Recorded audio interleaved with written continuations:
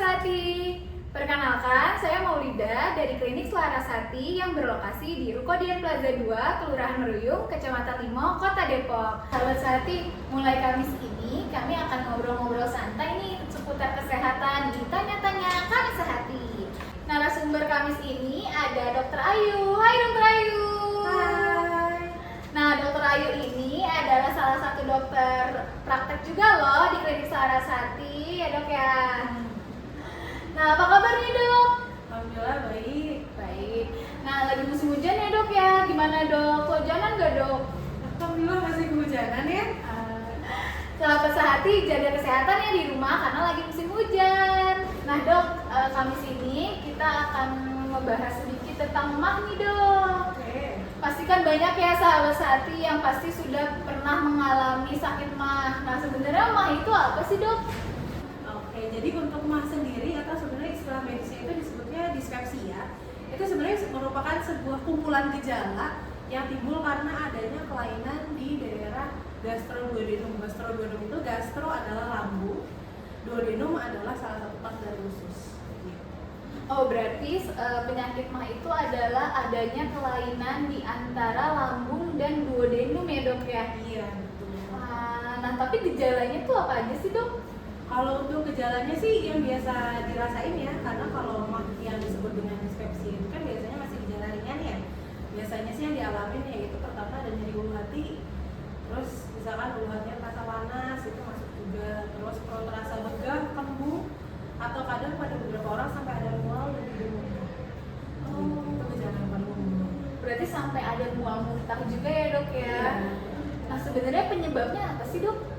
Penyebab dari dispepsia? Iya. Oke, penyebab dari dispepsia atau mah ya. Jadi kalau untuk dispepsia sendiri itu atau mah ya, itu sebenarnya penyebabnya ada dua, dibagi menjadi dua. Jadi yang pertama itu ada yang dispepsia fungsional. Jadi fungsional itu dalam arti dia udah dilakukan pemeriksaan nih, semuanya udah nggak ada masalah, tapi kok tetap masih kambuh-kambuhan ya.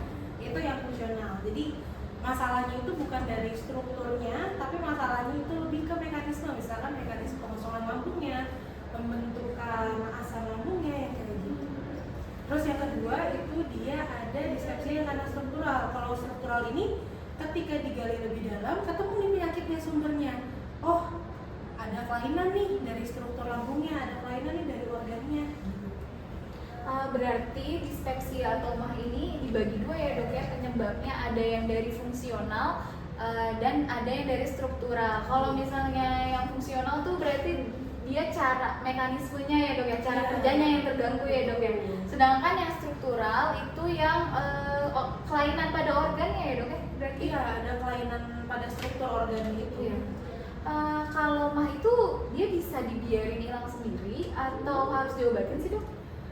Oke, sebenarnya kalau untuk itu tuh bergantung kepada masing-masing orang ya, karena masing-masing orang kan satu dengan yang lain pasti berbeda. Pada beberapa orang yang kasus mahnya ini ketika kambuh tidak terlalu parah, itu biasanya nggak usah dengan obat. Misalkan dia telat makan nih, mahnya naik, asam lambungnya naik, perut terasa begah, terus dia makan hilang. Ada yang kayak gitu, jadi dia nggak perlu obat. Tapi ada juga pada beberapa orang yang dia mahnya ketika kambuh ternyata terlalu misalkan jadi ada mual, ada muntah, otomatis kan nggak bisa makan ya. Nah ketika udah kayak gitu barulah kita pakai obat. Gitu. Jadi nggak semua mah itu harus pakai obat ya, ada beberapa kasus. Tapi kalau misalnya yang udah nggak bisa dibiarkan hilang sendiri nih dok, yang harus terapi obat, itu bagaimana ya dok cara pengobatannya? Kalau untuk pengobatan mah kita lebih ke simptom atau lebih ke gejalanya. Misalkan dia gejalanya ada nyeri ulu hati atau tanda-tanda dari peningkatnya asam lambung, berarti kita berikan itu obat untuk menurunkan asam lambungnya. Misalkan yang sering sahabat-sahabat dengar kan ada yang namanya Proma, ada yang namanya Antasida dan sekawanannya, itu merupakan obat-obat untuk mah. Terus untuk obat-obat lain misalkan dia ada mual muntah, ya udah kita berikan aja obat mual muntahnya. Gitu. Berarti tergantung sama gejalanya ya? Iya betul. Kalau untuk mah dia tergantung gejalanya. Nah cara mencegah mah tuh kayak gimana sih dok? Kalau ngomong mencegah berarti kita ngomongnya ke mah atau dispepsia yang fungsional ya, yang dari strukturnya dia nggak ada kelainan ya. Berarti untuk mencegahnya itu nomor satu karena dia dari fungsi itu kan dia bisa dari mekanismenya bisa dari faktor stres juga bisa. gitu. Jadi kalau ternyata emang ada penelitiannya yang menyebut kalau tingkat stres yang tinggi itu dia berhubungan dengan peningkatan asam lambung. Gitu. Jadi untuk pencegahannya yang pertama misalnya dari gaya hidupnya, misalkan merokoknya dikurangi, misalkan suka makan pedas, asam itu dikurangin, santan dikurangin, atau kalau misalkan bisa enggak dulu itu mungkin lebih bagus ya. Terus sama paling ya itu mengelola manajemen stres, karena stres kan tetap ada hubungan sama asam lambungnya gitu ya. Jadi sahabat sehati, jangan lupa atur gaya hidup dan jangan lupa mengelola manajemen stres ya. Karena ternyata mah juga bisa dari stres ya sahabat sehati. Nah, terus dok kan biasanya nih budak korporat nih pada lembur nih dok, jadi suka lupa telat makan gitu kan, suka lupa makan segala macem. Nah itu gimana sih dok biar dia tidak terkena mah? Oke, sebenarnya kalau gitu kan berarti maksudnya kembali ke pencegahan ya, pencegahan supaya mahnya itu nggak kambuh. Berarti kan kalau orang-orang yang misalkan kerjanya terlalu serius atau mungkin terlalu terforsir gitu ya kan, jadinya sering lewat nih jam makan istirahat, misalkan harusnya jam 12 sudah makan ya, tapi kok baru makan nanti jam 2, jam 3 kan udah telat. Dan pada jam-jam itu biasanya asam lambungnya udah naik tuh. Gimana cara siasatinya? Berarti ketika kita udah tahu jam kerja kita itu bisa molor-molor, otomatis sediakanlah jajanan atau snack di daerah tempat kita kerja. Jadi ketika udah jamnya makan siang, oke nggak makan berat nggak apa-apa, tapi lambung itu tetap harus isi, jadi tetap harus diganjel. Makan aja cemilan yang ringan-ringan. Berarti sahabat sehati yang sering kerja lembur harus sediakan cemilan ya di daerah tempat kerjanya. Nah terus dok, kalau misalnya mah itu tuh bisa merembet ke penyakit lain nggak sih? Soalnya ada ya yang awalnya tuh mah, terus sekarang jadi terapi vertigo dok. Nah itu bisa nggak sih sebenarnya awalnya dari mah terus tiba-tiba sekarang jadi ke vertigo? Sebenarnya kalau mah itu kan sebenarnya dia kumpulan gejala ya, dan biasanya kalau orang masih sebutnya dia dengan mah, itu biasanya dikaitkan dengan penyakit-penyakit atau gejala-gejala yang masih ringan istilahnya. Jadi ketika udah mulai ada gejala yang cukup serius, misalkan jadi vertigo atau misalkan jadi nyeri telan atau semacamnya, itu biasanya udah bukan mah lagi namanya, biasanya pasti udah ketemu nih. Dia penyakitnya akan lebih serius tapi tetap ada hubungannya dengan lambung. Berarti bisa ya dok ya dari sakit mah terus merembet ke sakit lain? Bisa, karena mah itu kan gejala. Oke. Nah kalau mah sama GERD tuh sama nggak sih dok? Dibilang sama enggak, tapi dibilang beda juga enggak gitu. Karena tadi kan sempat aku bahas, jadi mah itu kan kumpulan gejala nih. Nah salah satu tadi kan aku sempat bilang mah itu dispepsia, ada yang fungsional, ada yang struktur. Nah ketika dia udah di struktur, berarti kan udah ada kelainan di struktur lambungnya. Nah ketika udah ada kelainan struktur, salah satu contohnya itu adalah GERD itu. Tapi sebenarnya GERD itu apa sih dok? Jadi GERD itu atau nama panjangnya sebenarnya itu gastroesophageal reflux disease, yang kalau diartiin sebenarnya udah ada reflux atau adanya cairan yang keluar dari lambung ke esofagus atau kerongkongan gitu. Kalau misalnya GERD berarti bisa sampai kerongkongan ya gejalanya ya dok ya? Iya, jadi biasanya kalau untuk pasien-pasien dengan GERD itu yang tadi sempat aku sebutin, dia biasanya gejalanya akan lebih berat. Misalkan karena asam lambung itu kan dia yang harusnya ada di lambung, dia keluar dari tempatnya, keluar ke kerongkongan kan bisa naik ke atas ya. Itu makanya biasanya jadi ada gejala, entah dia jadi sering sendawa, entah jadi ada rasa terbakar di area dada, kan biasanya sering ada yang ngulin kayak gitu ya. Terus bisa juga yang jadi vertigo, nyeri telan, atau terasa panas atau pahit di belakang lidah. Nah biasanya kalau udah sampai ada gejala kayak gitu, otomatis artinya asam lambungnya itu tuh udah keluar dari lambung, udah naik ke atas. Berarti dari gejala pun mah sama GERD tuh beda ya dok ya, lebih parah yang GERD ya dok ya? Iya, jadi kalau mah itu kan dia kumpulan gejala. Jadi gini gampang, kalau orang dengan GERD, dia pasti mengeluarkan gejala mah. Tapi ketika orang dibilang dia mah, dia belum tentu ada gejala GERD-nya. Iya. Soalnya ada nih kan kayak milenial sekarang yang kayak menyamakan mah sama GERD gitu, kayak dia sebenarnya bukan GERD tapi dia bilangnya GERD karena ada gejala-gejala yang kayak hampir-hampir mirip gitu dok. Berarti sebenarnya lebih kalau GERD tuh gejalanya lebih kompleks lagi ya dok ya? Iya, biasanya gejalanya akan terasa lebih berat lah.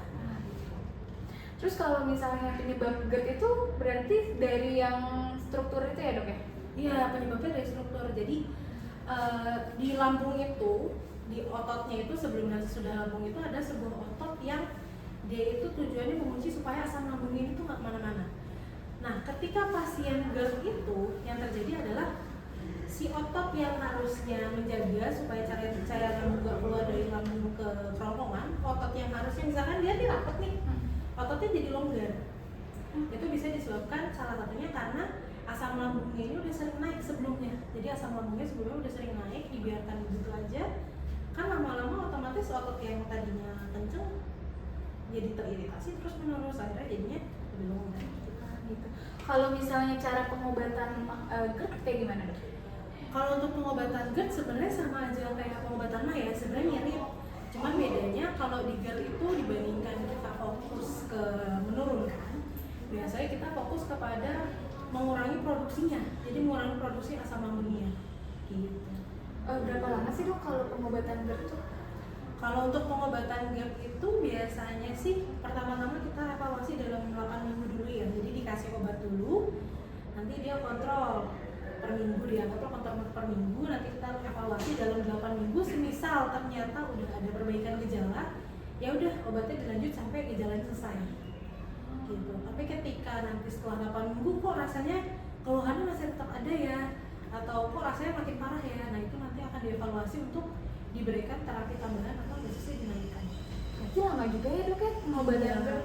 Kalau misalnya pengobatan mah itu kan kayak kalau misalnya gejalanya hilang berarti dia udah selesai gitu ya dok. Tapi kalau GERD beda ya dok ya, Iya. terus menerus dan harus kontrol gitu ya dok ya. Iya, karena kalau GERD kan berarti dari struktur lambungnya nih, kita masih memperbaiki strukturnya. Berarti lebih lama lagi ya dok ya, pengobatannya juga lebih ribet lagi ya daripada mah ya. Dok, sebenarnya mah sama GERD tuh bisa didiagnosis sendiri nggak sih dok? Oke, sebenarnya kalau untuk mah dan GERD itu mungkin dirasakan iya ya, tapi untuk didiagnosis sendiri menurutku sih enggak, karena tetap butuh pandangan dari sisi orang profesionalnya juga ya, karena kan masing-masing orang, masing-masing individu biasanya dari gejalanya, dari kualitas gejalanya kan itu juga beda-beda. Nah dok, kan ada ya mungkin di rumah kayak aku pun sendiri ya, kalau di rumah udah ngerasa sakit perut segala macam tuh aku suka minum obat sendiri dok, kayak misal Proma kayak gitu, itu sebenarnya boleh nggak sih dok? Oke, sebenarnya kalau misalkan minum obat-obat seperti itu, kalau mau minum sebenarnya tuh nggak apa-apa sih, cuman maksudnya perlu dipahami lagi kalau obat-obatan itu kan punya efek samping ya. Even obat mah yang sebenarnya cuma buat menurunkan asam lambung aja, dia punya efek samping ketika dikonsumsi secara berlebihan. Gitu. Karena misalkan obat mah itu misalkan yang kayak antasida, dia itu kan mengandung ada namanya magnesium ya.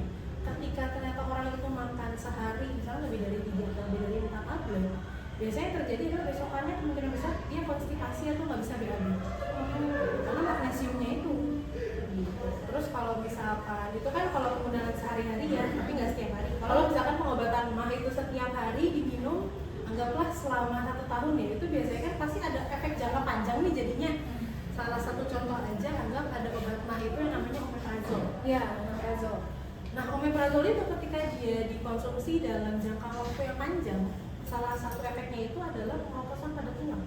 Gitu. Jadi apabila mau, sebenarnya ini nggak cuma obat mah ya, tapi kepada semua obat sebenarnya jika mau dikonsumsi dalam jangka waktu panjang, ada baiknya supaya tetap konsultasi ke dokter supaya kita melihat evaluasi kira-kira orang ini masih cocok atau enggak nih dengan obat ini. Kira-kira apa harus ditingkatkan, apa harus dikurangkan, apa harus diganti obatnya. Gitu ya sahabat Sati ya, jadi lebih baik konsultasikan dulu ke dokter. Nah terus dok, kan biasanya kalau obat mah tuh diminumnya sebelum makan ya dok ya? Nah sebenarnya boleh nggak sih obat mah diminumnya setelah makan? Ini konteksnya ke obat mah yang sebelum makan ya. Jadi kalau untuk obat mah yang sebelum makan sebenarnya boleh diminum setelah makan atau enggak? Jawabannya adalah boleh. Oh boleh. Boleh sebenarnya, tapi kan fungsinya itu sebenarnya kan untuk menurunkan asam lambung nih. Ketika setelah makan dia diminum, berarti efeknya jadi percuma dong, sia-sia dong, jadi mubazir. Karena sudah makan? Iya. Tapi kalau dibilang boleh minum atau enggak, ya boleh, karena pasti tetap ada yang minum kan. Tapi jatuhnya efeknya jadi gimana? Oh, jadi lebih baik diminum yang sesuai resep aja ya gitu ya. Kalau diminum sebelum makan, ya berarti diminumnya juga sebelum makan karena pasti ada fungsinya ya dok ya. Kayak gitu sahabat sehati. Seru banget ya ngobrol-ngobrol santai hari ini. Tapi jangan lupa ya sahabat sehati, kita akan ketemu lagi minggu depan di Tanya-Tanya Kami Sehati. Sahabat sehati, jangan lupa like, subscribe, dan komen tema apa yang kamu mau untuk dibahas minggu depan.